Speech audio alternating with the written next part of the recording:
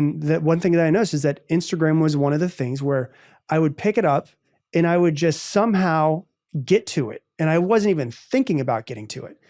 And I was like, my life is not this little tiny thing. My life is everything that's out here. And so why did I delete it? Was because I actually want to be in everything. I want to be present with my wife. When we have children, I want to be present with our children. I want to be the most present version of myself as I possibly can. And I can't imagine that I'll get to the end of my life, be 100 years old and be like, I wish I would have spent more time on Instagram. I wish I would have spent more time watching Netflix. I've been addicted to all of those things. I'm not, above any of this stuff. But I started looking at myself and saying, like, is this helping me get to where I want to be in life? Is it creating more peace in my life? For me, it was creating way more stress. So it was perpetuating these feelings that I'm trying to let go of and trying to work with. And so for me, I think what's important to people is like, if you want to make a change, why do you want to make the change? And for me, looking at a screen is not as important as actually physically being in front of my wife and giving her what she actually truly deserves, which is 100% of my attention.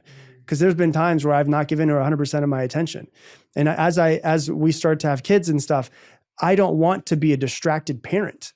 I want to be with them. I'll never sit there and go, well, when my kids were my kids were children, like I wish I would have spent more time on Instagram. I wish I would have spent more time watching Netflix.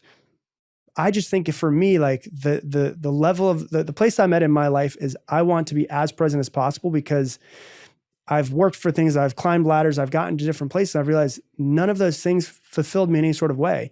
And this journey I've been on in the past, 10 years, 7 years ago, when we started talking about the Bhagavad Gita and I started meditating a whole lot more and getting into it, is I realized, oh, these things are bringing me peace.